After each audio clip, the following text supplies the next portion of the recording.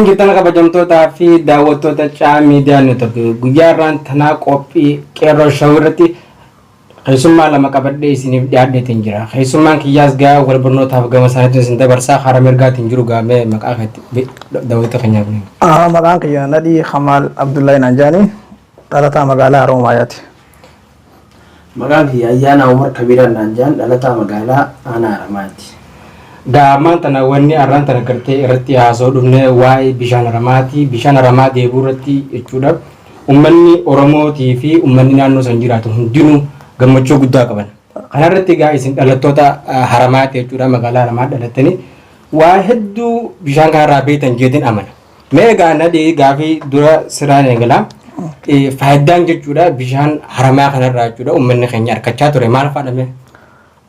Faayidaan hedduu faayidaa guddoo argachuu turanii gaafa bishaan haramaa jiru san baay'ee bishaan bareedaa namni naannoo haramaatti dhalatee guddate bishaan faayidaa isaa namayyuu ni beeka.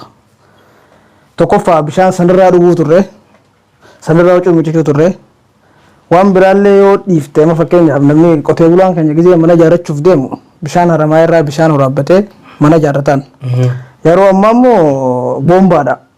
Boombaan mallaqa guddaa si gaafatan. Waa hedduutu tajaajiluu ture yeroo sanitti. Karaa qurxummii bishaan keessaa baasuun qurxummii baastee hawaasa magaalaa Haroomayaa dhiisi hawaasa naannoo biraa tajaajiluu ture. Yeroo ayyaanaa jira. Ayyaana kana qurxummii gurgurtaa. Maal jedhanii maqaasii halluunaa miti qurxummii jechuun taabitee ayyaana waa afantachi tanaa afantaa namaa jira caffee kana gurguruu turan gaafa nuti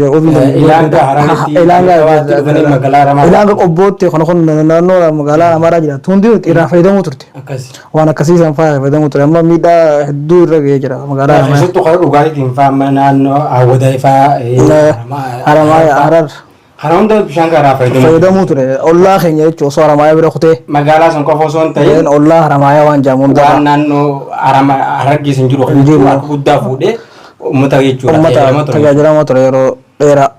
Mee gara ayyaanatiin si as dabaraati uummanni dur jechuudha bishaan kanaan hedduu qotee bulaan jechuudha tajaajilamaa turan.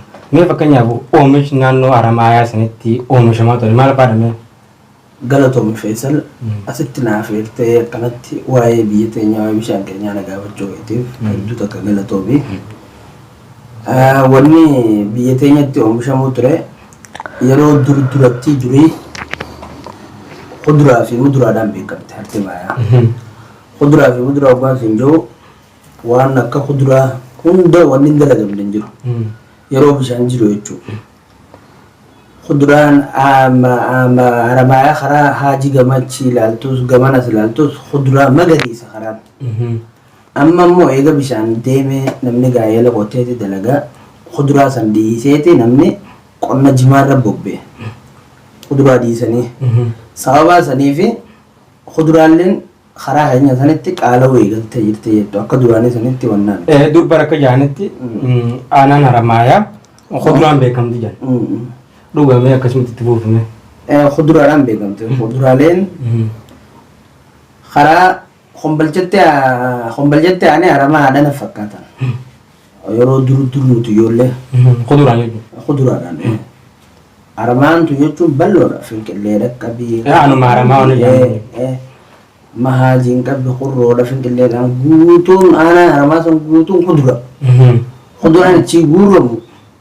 Innaa nubira kuteeti ollaa teenyaa'u inni fayyadamu.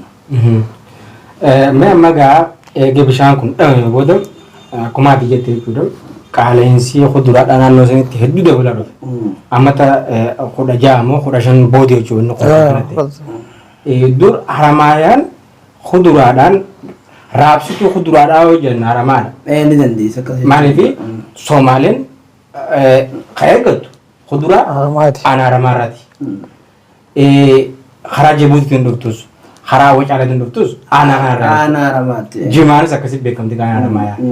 Sogaa Haramayaa jechuun wannummaan isii beeksisee wannummaan isii tolchee isii bareechuu bishaan sanii. Bishaan san dhamuun ammoo rakkoo guddaa uummata irra uumame. Mee rakkoo hawaasa keenya irratti uumame takka lamaa uumame eega bishaan kun dhamame booda maal faadhame akka ati ijjateen agarteetti naannoo san irratti waan taate jechuudha. anamma keessattuu naannoo san ganda bishaan irra jiru sanitti waan hin adda jecha rakkoo hin arge yeroo duraan bishaan jiru namni bakka waan fedhe hunda iftoominaan bee bakka bilisaan argata waan fedhe hunda amma eega bishaan san dhabame eelaas gaa qotuun kuuliidhaan namni maallaqaan qotaa hanga kuuliidhaan qotan maallaqa eelinni baa eelli duraa duuta sana haareetti ol godhan rakkoon inni bishaan san dhabamuun fide hanga ziyaame inni moo waallaqa muhiimti qabu. Mega ammaan tana jechuudha bishaan haramaa kun amma ganna amma dura dabre keessaa egaa bishaan kun dhume toora amma 16 yookaan amma 15 jedha. Yeroo ammata kana ammoo jechuudha waggaa kana keessa bishaan kun haala bareedaadhaan ciisee argame. Parsantaa 60 takkaa hojjan jechuudha warri waan kana qorate. Jechuun ammaan tana uummanni naannoo keenyaa jechuun uummanni jiraattonni naannoo kanaa kan bishaan kana gubbaa jiraatan bishaan kana akkamitti kunuunfatanii akka buna kana ca'uuf akka turumsa akka uumu akkamiin godhuu danda'ame. Akkaataatti bishaan kana turu amma bandaa 60 takkaa jira jaanimi bandaa meeqaan noo hafe parsantii 39 hafe parsantii 39 kan bishaan kun guddatee akka tajaajila ilmaan Oromoo warreen biyya san jiru hundaaf ta'u qotee bulaan naannoo sanii bishaan gubbaa jiraatu warreen ooyiruu achirraa qabu jira amma magaalaa Fiinxaa Haramaayaati irraa karaa Haajii bakka jaamtuun akkasii Goddii bakka jaamtu saniin naannoonni kun warri jiru duraanuu eela qotanii jiraachuu jiran eega bishaan Haramaayaa dhume tokkoffaa akkuma duraan eelarraa waraabachuu jiranitti ammallee bishaan dhufe jaanii osoo bishaan sanirraa waraabuun taane motora achirra kaa'uun taane eeluma sanirraa waraabbatanii haa fayyadamanidha hanga bishaan kun nuuf guddatu kan lammadaati Oromoon teenya warreen achi jiru qeeroo fi qarreen ijoolleen shabaabaa warra jiran hundinuu karaa dandeenyeen akka waan akka aayilaandii qushaasha kanallee irraa guuruu bishaan kun boodaas numaafi jiraatu magaalaa uummata Haramaatiif Habiraatiif miti waan kana ta'eef mootummaan biyya bulchuus uummata ijoollee tana gargaaree waan danda'uun waan humna qabuun bishaan kana guddisuu danda'uudha. Rabbiinuu alhamdulillah rabbi alamiin wanta 60 takka nuuf fidee jira 39 hafe 39 kana isaanis tattaaffatanii godhuu qabanidha. Waan ijoollee ilmaan Haramaayaa kan magaalaa Haroomayaa keessa jiraatu hundaaf dhaamu bishaan kana guddifachuu danda'uu beekuu isaanirra jiraataadha. Irrumatti si dabala bulchiinsi naannoo magaalaa Haramaa sanoo bishaan kana jechuun to'achuuf gabbisuuf qulqullina isaa eeguudhaaf maal godhuu qabeettee dhaamtame. Bulchiinsi naannoo Haramaayaa amma biyya teenya keessa yuunivarsiitii Haramaayaa kan jedhamtu jira. Naannoo saniitiif bishaan gubbaati yuunivarsiitiin tun isiilleen ummata ijoollee tana jajjabeessitee bulchiinsa kanallee cinaa dhaabbattee waan qabduun qabeenya isaa ta'u waa hunda wanti sossoosu qabeenya beekumsaa isaa ta'u bulchiinsa kanallee cinaa dhaabbattee bulchiinsillee qeeroo cinaa dhaabbattee bishaan kana guddisuu danda'u isaanirra jiraataa wantiin ummata bulchiinsa biyya teenyaatiif dhaamu. Kana jechuudha egaa ayyaana meetoo jechuun uummanni naannoo bishaan kana gubbaa jiraatan jechuudha. Bishaan kana akkamitti gabbisanii bishaan kun kuufamee akkama jiru kanatti osoo irraa dhiyeeffamnetti akkamitti bona kana dabree taa'umsi kun dheerataaf jettee uummata kanaaf dhaamtame.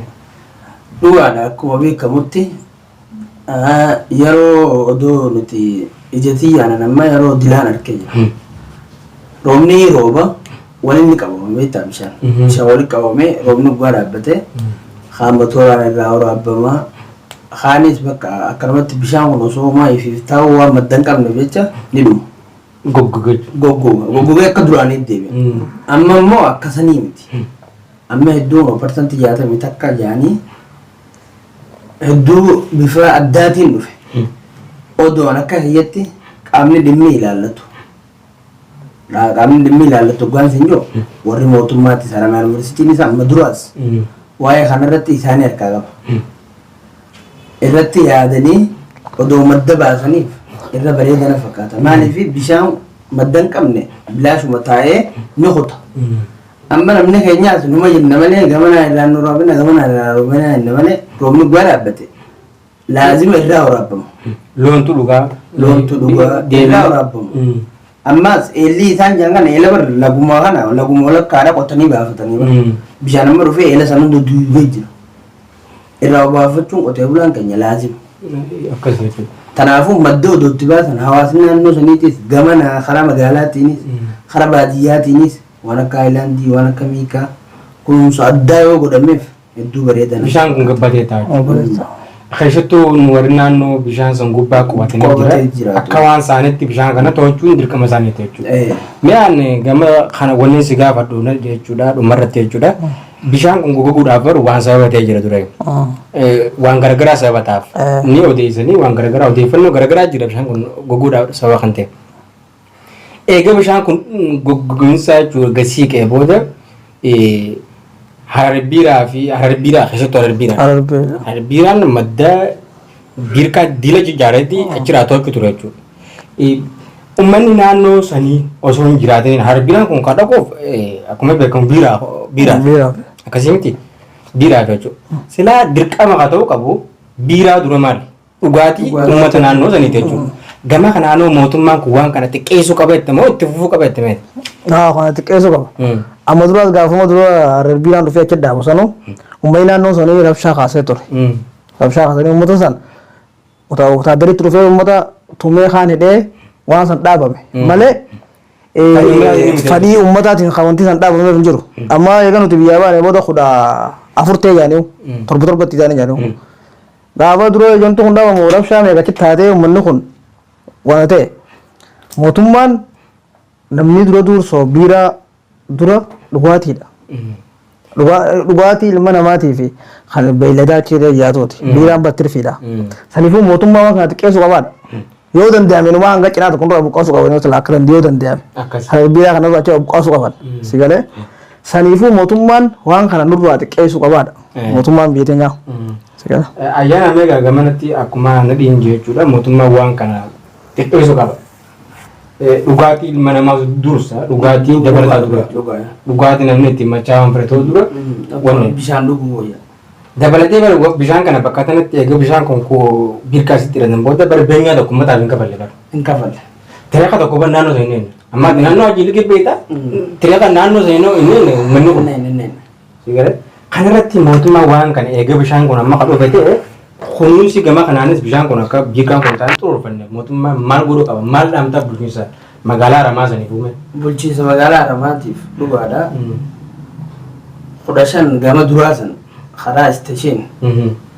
Wanni kun nurraa dhaabbachuu qabaa yaanii bara eegaa amata meeqa fayyadamuu turaniiru hawaasni karaa haajii kun qotee bulaan baatee bishaan wanna godhuu turte. Waan san garuu ijoollummaan magaalaa Haramaatti mootummaa keessa jirtu. Takka ni deeggarti takka ni deeggartu.